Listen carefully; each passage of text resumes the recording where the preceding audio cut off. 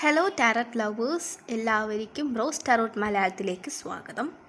അപ്പോൾ ഇന്നത്തെ റീഡിംഗ് എന്ന് പറയുന്നത് നിങ്ങൾ തമ്പനയിലിൽ കണ്ടിട്ടായിരിക്കും വന്നിരിക്കുന്നതെന്ന് ഞാൻ വിശ്വസിക്കുന്നു.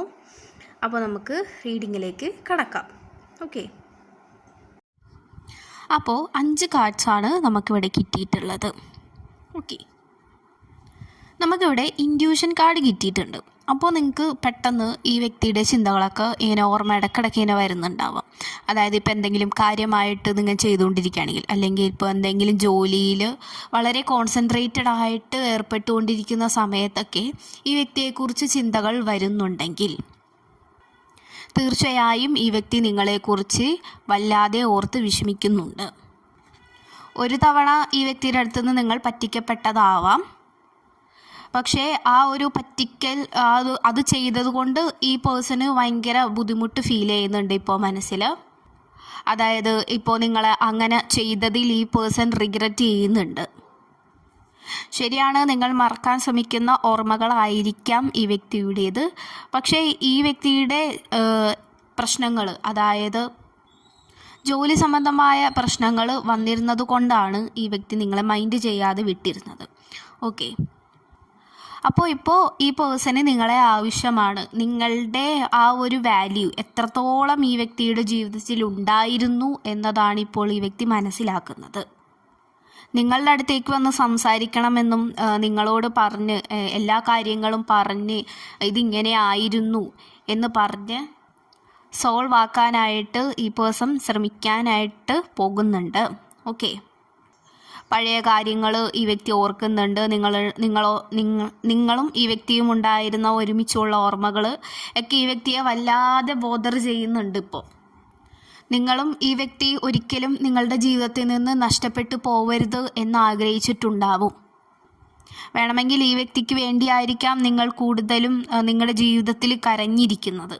ഓക്കെ, അപ്പോൾ ഇങ്ങനെ ഇടയ്ക്ക് കയറി വരുന്ന ഈ ഒരു ചിന്ത കൊണ്ട് നിങ്ങൾക്ക് നിങ്ങളുടെ കാര്യങ്ങളൊന്നും കോൺസെൻട്രേറ്റ് ചെയ്യാൻ വേണമെങ്കിൽ സാധിക്കുന്നുണ്ടാവില്ലായിരിക്കാം. ഓക്കെ, നിങ്ങൾ വേണമെങ്കിൽ ഇപ്പോൾ ഒരു വർഷത്തോളമായിരിക്കാം, 6 മാസത്തോളമായിരിക്കാം ഈ വ്യക്തിയെ കാത്തിരിക്കുന്നത്. ഒരു നോ കോണ്ടാക്റ്റ് സിറ്റുവേഷനിലൂടെ ആയിരിക്കാം നിങ്ങൾ കടന്നു പോയിക്കൊണ്ടിരുന്നിട്ടുണ്ടാവുക.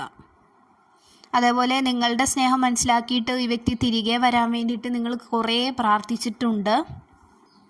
നിങ്ങൾ ഈ ഒരു വ്യക്തിയുടെ കാര്യത്തിൽ മാത്രമായിരിക്കാം ഇത്രയധികം കരഞ്ഞിട്ടുണ്ടാവുക. അത്ര ആത്മാർത്ഥമായിട്ട് സ്നേഹിച്ചിട്ടും ഈ വ്യക്തി തൻ്റെ പ്രണയം മനസ്സിലാക്കാതെ പോയി എന്നുള്ള കുറ്റബോധം ഇപ്പോൾ ഈ വ്യക്തിക്ക് മനസ്സിലാകുന്നുണ്ട്. അതുകൊണ്ടൊക്കെ തന്നെ നിങ്ങളുടെ പ്രാർത്ഥനയ്ക്കുള്ള ഒരു ഉത്തരം നിങ്ങൾക്കായിട്ട് ലഭിക്കാൻ പോകുന്നുണ്ട്. എന്തൊക്കെയായാലും നിങ്ങൾക്കൊരു വിശ്വാസം ഉണ്ടായിരുന്നു, ഇങ്ങനെയൊക്കെ പ്രാർത്ഥിച്ചു, അപ്പോൾ ഞാൻ അത്ര ആത്മാർത്ഥമായിട്ട് പ്രാർത്ഥിക്കുകയാണ്, അപ്പോൾ എന്തായാലും ഈ വ്യക്തി തിരികെ വരും എന്നുള്ളൊരു ഉറപ്പും നിങ്ങളുടെ ഉള്ളിൽ ഉണ്ടായിരുന്നു. വേണമെങ്കിൽ ഇപ്പോൾ അത് ചെറുതായിട്ട് ആ ഒരു ഉറപ്പ് പോകുന്നുണ്ടാവാം. പക്ഷെ അങ്ങനെയല്ല. ഇപ്പോൾ നിങ്ങൾക്ക് ആ വ്യക്തിയെ ഇങ്ങനെ ഇടയ്ക്കിടയ്ക്ക് ഓർമ്മ വരുന്നുണ്ടെങ്കിൽ തീർച്ചയായിട്ടും ഇതൊരു സൈനാണ്, യൂണിവേഴ്സ് നൽകുന്ന ഒരു സൈനാണ്. ഈ വ്യക്തി നിങ്ങളിലേക്ക് തന്നെ തിരിച്ചു വരാനായിട്ട് പോകുന്നു. അപ്പോൾ നിങ്ങളുടെ പ്രതീക്ഷ കൈവിടാതെ ഈ വ്യക്തിക്കായിട്ട് കാത്തിരിക്കുക. പിന്നെ ഈ വ്യക്തിയുമായിട്ട് മുന്നേ എക്സ്പീരിയൻസ് ചെയ്ത ലവ് അല്ല, നിങ്ങൾ പുതിയൊരു ഫേസിലേക്ക് കടക്കാൻ പോവാണ്. ഓക്കെ, ഒരു പുതിയ തുടക്കമാണ് ഇവിടെ കാണിക്കുന്നത്. നിങ്ങളുടെ ഒരു ലവ് ലൈഫിൽ നിങ്ങൾക്കിടയിൽ ആത്മാർത്ഥമായിട്ടുള്ള ഒരു പ്രണയം പൂടാൻ പോകുന്നുണ്ട്. നിങ്ങൾ എങ്ങനെയാണോ ഈ വ്യക്തിയെ സ്നേഹിച്ചത് അതേപോലെ തന്നെ തിരിച്ച് ഈ വ്യക്തി നിങ്ങളെ സ്നേഹിക്കുവാൻ പോകുന്നു. നിങ്ങൾ ആഗ്രഹിച്ച പോലെ പോവാതിരുന്ന ഈ ഒരു പ്രണയബന്ധം നിങ്ങളുടെ പ്രാർത്ഥന കൊണ്ടും നിങ്ങളുടെ കാത്തിരിപ്പ് കൊണ്ടും നിങ്ങൾക്ക് അനുകൂലമായിട്ട് വരുന്നതായിട്ടാണ് ഇവിടെ കാണുന്നത്. നിങ്ങൾ ആഗ്രഹിച്ച പോലത്തെ ഒരു പ്രണയ ജീവിതം യൂണിവേഴ്സ് നിങ്ങൾക്കായിട്ട് ഒരുക്കുവാൻ പോകുന്നു. അപ്പോൾ ഇത്ര ഒരു വെയിറ്റിംഗ് പീരീഡ് നിങ്ങൾക്ക് വന്നാൽ എന്താണെന്ന് ചോദിച്ചു കഴിഞ്ഞിട്ടുണ്ടെങ്കിൽ നിങ്ങളുടെ സ്നേഹം ഓപ്പോസിറ്റുള്ള ആൾ മനസ്സിലാക്കണം.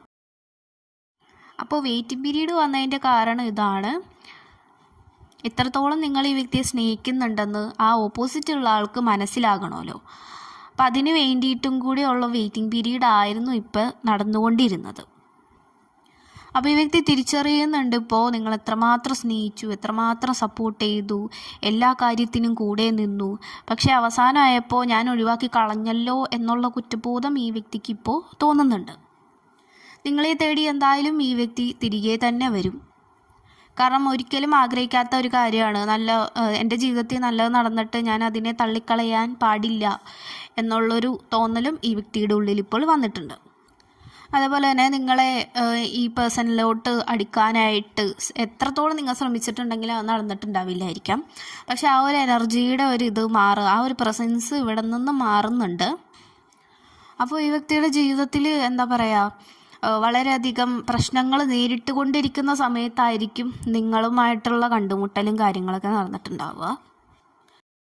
അപ്പോൾ ഈ വ്യക്തി എന്ന് പറയുന്നത് നിങ്ങളേലും വേണമെങ്കിൽ സാമ്പത്തികത്തിൽ ഭയങ്കര അതായത് പിന്നിലോട്ടായിരിക്കാം ഉണ്ടായിട്ടുണ്ടാവുക.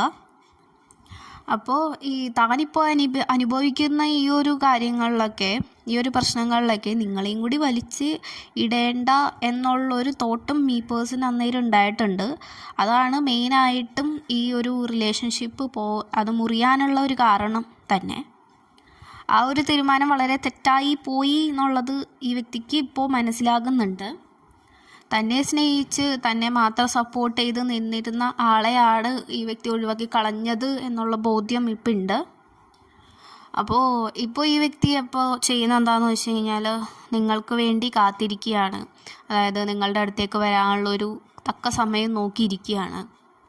ഇനിയും മുന്നത്തെ പോലെ ഒരു പ്രശ്നവും മുന്നോട്ട് ഉണ്ടാവരുത്, താൻ ചെയ്ത പഴയ തെറ്റുകളൊന്നും ഇനി ആവർത്തിക്കില്ല എന്ന ഉറച്ച തീരുമാനത്തോടെയാണ് ഈ വ്യക്തി നിങ്ങളിലേക്ക് വീണ്ടും മടങ്ങി വരാൻ പോകുന്നത്. അപ്പോൾ ഭയങ്കര കാൽക്കുലേഷനിലും കാര്യങ്ങളിലൊക്കെയാണ് ഈ വ്യക്തി ഇപ്പോൾ ഉള്ളത്. ഇനിയും ഒരു പിഴവ് സംഭവിക്കാൻ പാടില്ല എന്നുള്ളൊരു നിർബന്ധവും ഇയാൾക്കുണ്ട്. അപ്പോൾ ഒരു കോളിന് വേണ്ടി, മെസ്സേജിന് വേണ്ടി ഒക്കെ നിങ്ങൾ കാത്തിരിക്കുക. തീർച്ചയായിട്ടും നിങ്ങൾക്കുള്ളതാണ് ഈ വ്യക്തിയെങ്കിൽ തീർച്ചയായിട്ടും നിങ്ങളിലേക്ക് തന്നെ ഈ വ്യക്തി തിരികെ വരും.